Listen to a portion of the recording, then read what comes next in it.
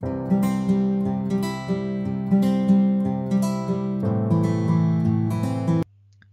sehat, salam sejahtera buat kita semua. Jumpa lagi pada mata kuliah Research Methodology atau metodologi penelitian.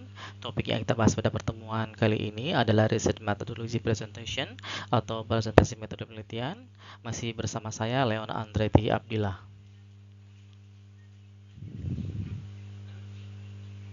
Assalamualaikum warahmatullahi wabarakatuh. Selamat siang. Salam sehat dan sejahtera buat kita semua. Selamat datang rekan-rekan mahasiswa yang saya cintai dan banggakan dimanapun Anda berada. Semoga selalu dalam keadaan sehat walafiat dan dalam lindungan Allah Subhanahu wa Ta'ala. Amin ya Rabbal Alamin.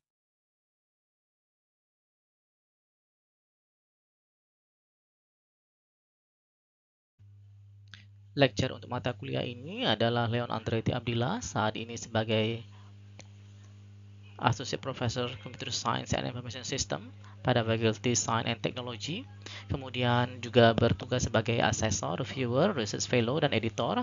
Asesor BKD di Kemdikbud, kemudian reviewer di Kemdikbud, research fellow INTI International University Malaysia, serta research fellow Tsinghua University Taiwan, dan menjadi editor pada sejumlah international journal dan conference. Mata kuliah yang diasuh antara lain adalah HCI, KMS, CRM, kemudian ada BPP, BPHEM, Databases, Data Structure, ERP, Information System, ITSM, Management Planning System, Supply Chain Management, System Analysis and Design, Algorithm and Programming, dan lain-lain. Juga sebagai mentors, ini ada di Pablon, New Zealand, dan Unpad Indonesia. Kemudian ada sebagai consultant, baik di bidang akademik, research, dan community, serta koordinator pada Research Center dan Enterprise System Research Group. Course description. Research methodology is a subject for students in the Information System Study Program, Faculty of Computer Science, Universitas Bina Dharma. The course has 2 credits. Materials are delivered both face-to-face and virtual using cloud Zoom meeting as well as through blended learning activity by using Moodle e-learning platform. This course aims to provide students with the necessary skill and knowledge to conduct research effectively. It covers the basics of research design, data collection, data analysis, and reporting. Students will learn how to formulate research questions, develop research proposals, collect and analyze data using appropriate method, and report research findings. Course objective. Upon completion of this course, students will be able to 1. Define and explain the basic concepts and principles of research methodology. Identify and select appropriate research design for the different research questions and purposes. Develop and write research proposals that include clear research question, objective, and methodology. Apply appropriate methods for data collection and analysis. Critically evaluate research findings and draw valid conclusions based on them. Communicate research findings effectively in written and oral formats. Meeting purposes yaitu mengetahui aspek-aspek dan macam-macam yang terkait dengan presentation, terutama untuk analysis and design of information system, dilengkapi dengan example atau contoh-contohnya. Adapun agenda pada pertemuan kali ini dibagi menjadi 5, dimulai dengan preparing presentation atau persiapan presentasi. Setelah terproduce presentationnya, baru mulai kita lakukan opening presentation atau pembukaan presentation, kemudian lanjut ke delivering presentation atau bagaimana menyampaikan presentasinya. Kalau sudah, baru ada closing presentation, bagaimana menutup suatu presentasi yang baik. Dan yang tidak kalah pentingnya, ada sejumlah presentation tool atau perangkat lunak yang sudah banyak itu dibuat untuk menunjang pembuatan atau menghasilkan suatu presentation.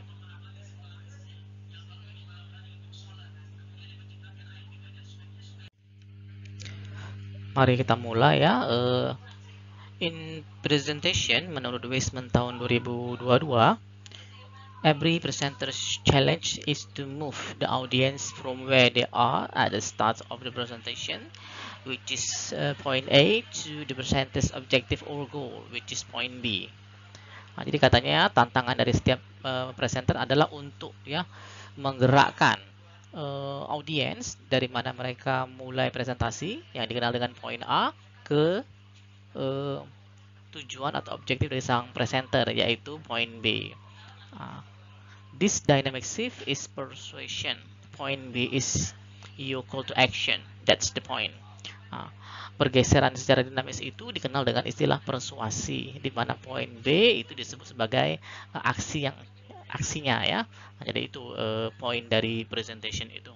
Jadi kita akan mengajak audiens kita untuk melihat dari tujuan atau objektif kita.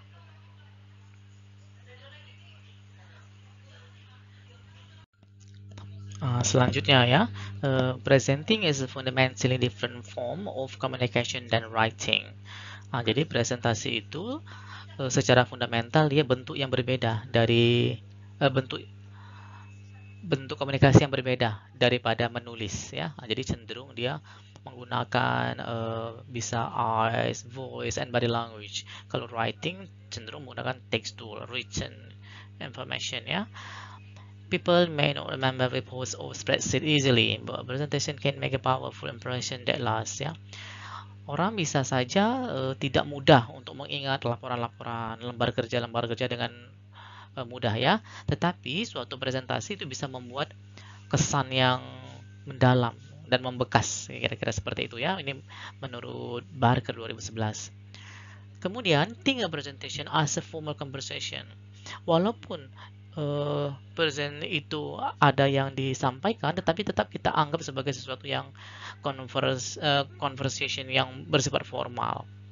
Nah, perantaranya adalah slide presentation ya, more up close and personal. Jadi slide presentation kita buat dekat dan personal dengan kita sebagai presenternya.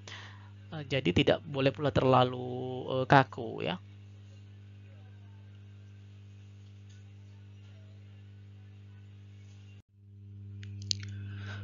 Presentation ini kata Gallo tahun 2010 ya. Visually engaging presentation will inspire your audience. Jadi memang secara visual presentasi itu akan menarik inspirasi dari audiens Anda ya. Nah, tentu saja untuk menciptakan presentation yang menarik secara visual itu they require a bit of work ya. Jadi butuh sedikit kerja terutama pada bagian planning atau fase planning ya. A picture is the most powerful method for conveying an idea. Nah, jadi ide-ide yang akan kita sampaikan atau apa-apa yang akan kita sampaikan ke audiens itu bisa diwakilkan dengan suatu gambar. Jadi harus bisa memilih gambar, logo, image, grafik yang dapat merepresentasikan hasil atau ide yang akan kita sampaikan kepada pendengar kita.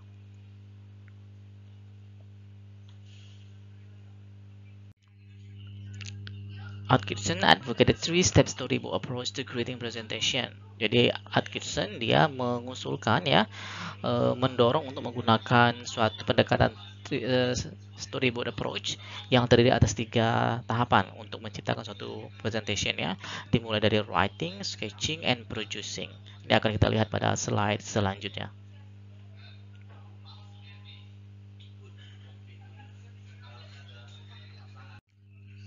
Three-step storyboard approach. Jadi pada pendekatan storyboard yang terdiri atas 3 langkah, dimulai dari writing ya. Writing ini berisi script atau story yang akan kita desain untuk presentation kita. Setelah ada story-nya, barulah langkah kedua masuk ke sketching ya. Di sini berisi desain mulai dari fontnya, warnanya, background sampai ke slide transition.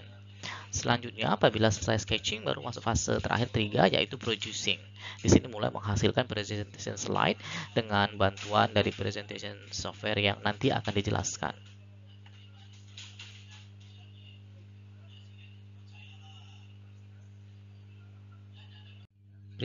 Preparation atau persiapan presentasi ya.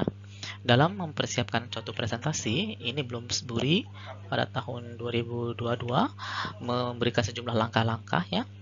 Yang pertama adalah work out your objective. Nah, jadi kita harus mengikat presentasi kita itu dengan tujuan dari presentasinya ya. Kemudian find out what you need to know about your audience. Nah, kita juga perlu mengetahui kira-kira audiens yang akan menjadi pendengar dari presentasi kita itu siapa saja. Kemudian make sure you've got your facts right. Nah, jadi kita langsung menyampaikan fakta-fakta yang kita dapat, yang kita baca, yang kita hasilkan langsung tanpa embel-embel ya. Begin writing your speech. Nah, sewaktu berbicara kita harus perhatikan ya subjek, predikat, objeknya. Jika perlu dilengkapi dengan visual aids and equipment. Nah, jadi boleh kita ada tambahan ya untuk visualisasinya ya. Gambar-gambar itu juga sangat bagus, table, grafik dan lain sebagainya. Yang keenam adalah praktis, latihan ya. Jadi sebelum kita menyampaikan presentation kita lakukan praktis entah 1, 2 atau 3 kali. Bahkan jika perlu kita libatkan orang yang akan dummy pendengarnya ya. Kemudian yang tidak kalah penting adalah think about the venue ya. Nah, kita boleh juga melakukan survei kira-kira venue yang akan digunakan untuk menyampaikan presentasi itu di mana ya. Bisa saja presentasinya hanya di kelas, di aula atau bahkan mungkin di studio ya. Bahkan kalau sekarang kita juga bisa memikirkan venue-nya apa? Zoom room seperti itu ya.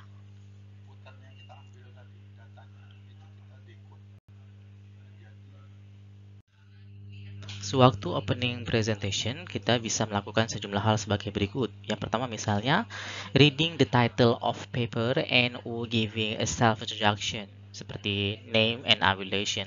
Jadi boleh kita baca judul dari paper dan memberikan perkenalan diri ya. Setidak-tidaknya nama dan affiliation. Tapi singkat dan padat saja. Yang kedua, immediately explaining the research framework. Example, for the past 2 years we have been observing. Nah, ini kalau pada presentasi yang ilmiah sekali ya, kita langsung jelaskan kerangka penelitiannya. Mungkin kalau untuk yang bisnis, pendekatan bisnisnya ya, silahkan. Yang ketiga, providing an outline of the presentation contents ya. Jadi di sini kita akan menyediakan seperti daftar isi atau outline dari konten presentasinya ya. Contohnya adalah today I'll be talking about atau hari ini saya akan berbicara terkait bla bla bla bla bla bla. Yang keempat, making a like hot comment to the audience of an anecdotal and or commenting on the conference location of the speakers in general. Nah, jadi kita membuat yang kira-kira menarik komen atau menarik perhatian dari audiens ya. Bisa anekdot atau bisa juga berkomentar terkait dengan conference lokasi atau hal-hal lainnya yang secara umum ya. Misalnya, this is my first time to visit Seoul and I'm very happy to be here. Jadi ini pertama kali saya mengunjungi Seoul dan saya sangat senang di sini. Nah, ini misalnya contoh pembawaan conference yang ada di Korea Selatan, di kota Seoul ya. Kemudian bisa juga ditambahkan dengan dealing with technical or audio problem. Jadi kita sedikit ngetes ya, siapa tahu ada problem terkait dengan technical atau audio. Misalnya, can you hear my voice? Nah, itu ya. Atau kalau sekarang ditambahkan, kira-kira slide-nya udah muncul belum? Nah, itu yang seperti itu juga boleh ditambahkan.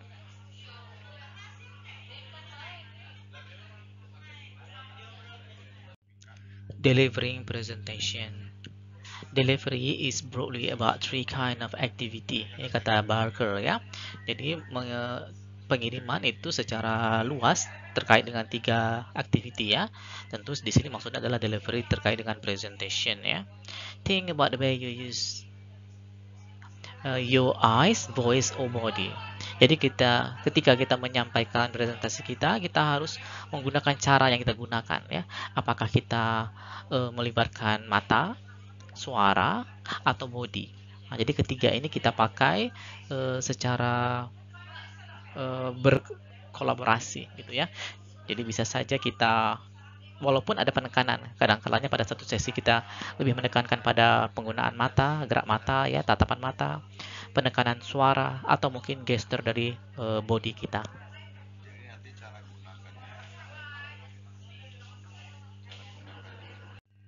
Selanjutnya adalah delivering presentation atau menyampaikan presentasi ya. Presentasi yang kali ini adalah delivery in person presentation atau presentasi disampaikan in person secara langsung ya. Jadi yang perlu diperhatikan adalah look at the structures of your presentation. Jadi kita harus melihat bagaimana struktur dari presentasi kita. Kemudian think about your posture and delivery. Kita harus juga memperhatikan bagaimana postur dan delivery kita ya. Dilanjutkan dengan answer any question. Apabila muncul pertanyaan, harus kita jawab. Walaupun mungkin kadang-kadang belum tentu jawabannya itu memuaskan dari semua pihak ya. Pertanyaan bisa diberikan kapan saja, tapi cenderung biasanya menjelang akhir presentation, atau bisa juga pada suatu presentasi yang kita pilah-pilah menjadi beberapa section ya. Kemudian yang tidak kalah penting adalah make a dignified exit. Jadi exitnya itu yang bagus ya, yang menarik, yang berkesan.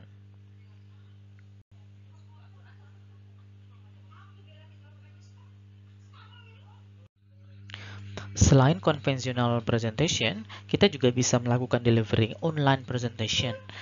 Contohnya pada masa pandemi yang mewabah melanda dunia tahun 2001 sampai awal-awal 2022, banyak kegiatan dilakukan secara online atau distance ya. Maka kita mulai menggunakan berbagai teknologi alternatif ya. Yang paling populer adalah misalnya cloud Zoom meeting ya. Jadi make sure the technology is working. Nah, jadi kita harus install yang update ya. Dilanjutkan dengan lighting and setup. Karena pada online meeting posisi kita dan audiens itu pada ruang yang berbeda, maka kita perlu perhatikan juga ya lighting dan setup environment sehingga tetap formal di mata audiens kita. Kemudian make the most of your camera. Jadi kita harus gunakan kamera yang beresolusi baik ya. Jika memungkinkan ada tambahan khusus kamera untuk meeting ya. Kemudian don't forget to set yourself up. Nah, kita juga harus walaupun jarak jauh tetap harus prepare sebagaimana kita prepare pada saat in-person presentation. Kemudian manage the formats ya. Seperti apa format yang akan kita set untuk penyajian presentasi tersebut. Serta apabila kemungkinan ada interruption, itu seperti apa pengelolaannya. Kalau dengan Zoom misalnya kita bisa off-kan terlebih dahulu atau mute ya audiensnya sampai selesai presentation atau sampai selesai section dari presentation itu.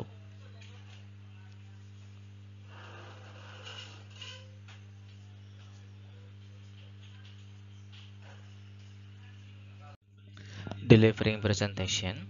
When delivering a presentation, you provide two type of info. Ini dari Dayon tahun 2021 ya. Jadi ketika kita menyampaikan suatu presentasi, kita menyediakan dua tipe informasi. Yang pertama yang nampak secara visual, yaitu adalah slide yang kita tampilkan. Yang kedua yang tidak nampak, tapi ada, yaitu secara verbal, yaitu apa? Your voice. Jadi suara kita itu sangat memperkaya bagaimana informasi yang ada pada slide disampaikan kepada audiens yang mendengarkannya. Dengan kombinasi antara visual dan verbal, slide dan voice, maka presentasi akan menjadi lebih optimal dan lebih baik.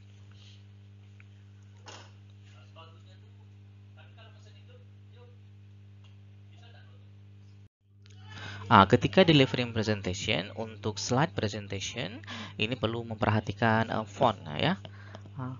Jadi yang pertama, yaitu use as little text as possible. Gunakan sedikit mungkin teksnya ya. The text should be provided by your voice, not by your slides. Yang ditekankan adalah poin yang akan kita sampaikan. Penjelasannya itu diberikan melalui voice kita ya, atau suara kita. If you do include some text, stick to keywords and make sure you only introduce this text as you talk about it. Kalau kalian melibatkan sejumlah teks, bisa kita ambil ya keyword penting dari slide yang akan disampaikan, dan pastikan bahwa kita hanya memperkenalkan teks tersebut apabila memang kita sedang bicara tentang hal yang terkait keyword tersebut.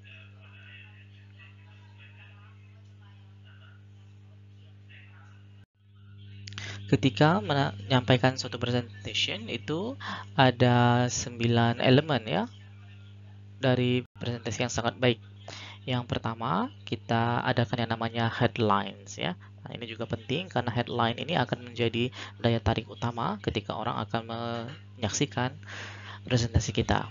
Kemudian ada passion statement, pernyataan passion kita sehingga orang tahu, oh kira-kira seperti ini arah dari presentasi ini.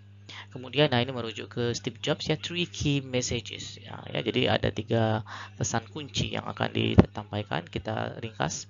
Kemudian ada metaphors and analogy, itu bagaimana ada slide perubahan dan bisa juga kita adakan analogi ya untuk beberapa kondisi. Bisa juga dilengkapi dengan demonstration, terutama kalau ada produk atau coding yang dikerjakan ya. Kemudian juga boleh kita munculkan partner kita, apakah itu dalam penelitian atau dalam kegiatan sehingga presentasinya lebih meyakinkan ya. Bahkan lebih lengkap lagi, boleh ditambahkan customer evidence and third party endorsement. Selanjutnya yang juga semakin menarik akhir-akhir ini adalah video clips. Nah, jadi ada beberapa presentation itu dilengkapi dengan video clips, entah itu di awal, di tengah, atau di akhir. Usahakan jangan terlalu panjang video clipsnya, filenya juga jangan terlalu berat karena bisa mengacaukan keseluruhan presentasi ya kalau dia terlalu banyak, terlalu panjang, atau terlalu berat. Selanjutnya boleh juga dilengkapi dengan yang namanya ada flip charts, kemudian props, and show and tell. Nah, ini adalah 9 elemen yang dapat kita pakai dalam membangun suatu great presentation.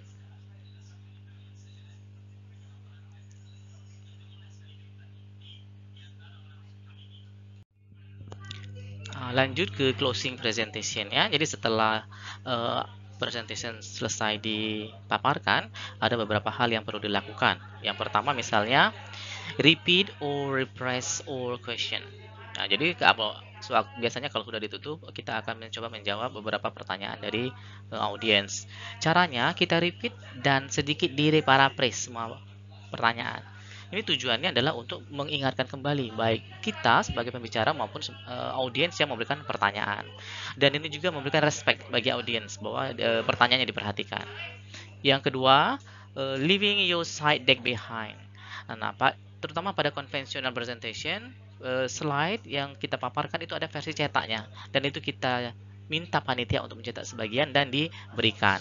Tetapi kalau sekarang pada zaman full digital, bisa kita share aja PDF filenya ya. Kemudian perlu juga diperhatikan beberapa bagian dari presentation itu cocok untuk report dan mungkin tidak cocok untuk written papernya. Nah, ini misalnya untuk colorful bagian-bagian dari data yang mungkin perlu ditegaskan itu juga perlu dijelaskan after presentation.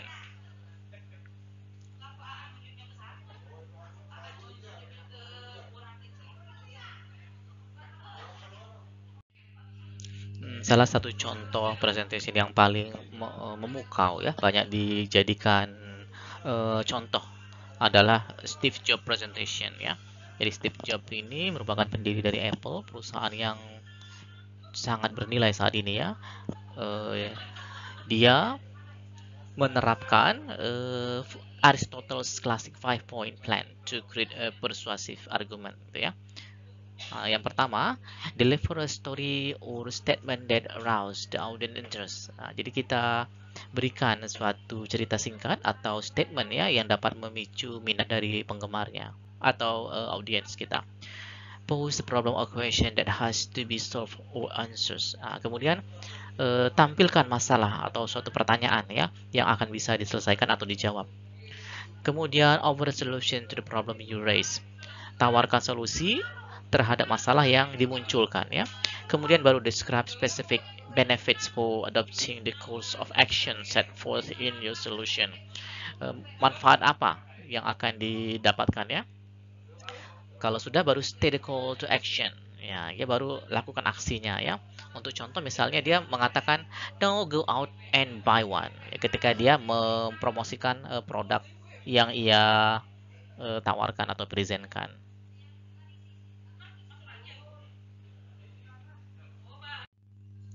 Idea for others ya. Make a presentation as good as possible because it could be an idea for conducting study for research for others. Jadi kita harus bisa membuat presentasi sebaik mungkin karena bisa saja presentasi yang kita bawakan tadi menjadi ide bagi pelaksanaan studi atau penelitian-penelitian untuk orang lain. Hal ini juga dapat meningkatkan recognition atau citasi terhadap hasil kerja kita.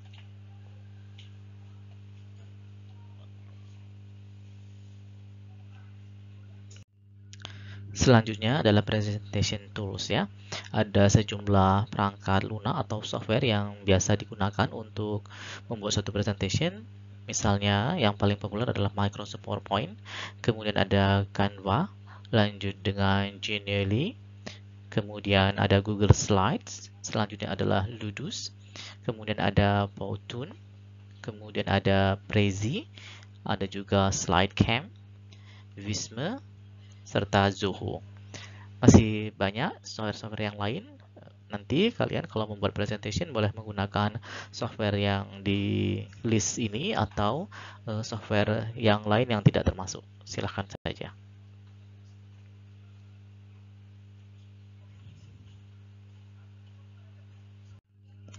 Oke, sekarang kita baru masuk kesimpulan ya. Presentation is a common way to deliver your ideas or results to the audience. Jadi presentasi merupakan salah satu cara yang umum untuk menyampaikan ide atau hasil kegiatan Anda kepada para pendengarnya ya. A good presentation needs several steps ya. Jadi suatu presentasi yang baik itu membutuhkan sejumlah langkah-langkah tertentu ya. Jadi tidak bisa langsung sekaligus jadi. One of the most popular presentation style is Steve Jobs presentation. Salah satu style presentasi yang paling populer dan banyak menjadi acuan itu adalah presentasi ala Steve Jobs ya, pendiri dari grup Apple. Kemudian saat ini juga sudah tersedia beberapa presentation tools yang sudah kita jelaskan sebelumnya. Untuk assignment, based on your team project atau berdasarkan dengan tema kelompok Anda, silahkan dibuat suatu presentation at minimum 12 slide, minimal 12 slides. Lamanya adalah 3-5 menit dan ukuran filenya adalah 100 MB ya. Dibuat presentasi menggunakan PowerPoint. Kalau sudah jadi PowerPoint-nya baru convert it into video-based presentation. Kamu konversi menjadi presentasi berbasis video. Jangan lupa juga ditambahkan audio and animation. Kemudian disimpan di Dropbox. Setelah ada URL dari Dropbox-nya, paste URL-nya itu ke submitted URL. Oke, semoga berhasil. Jangan lupa presentasinya dibuat sebaik dan sebagus mungkin. Oke, berikut sejumlah referensi yang digunakan dalam materi presentasi kali ini.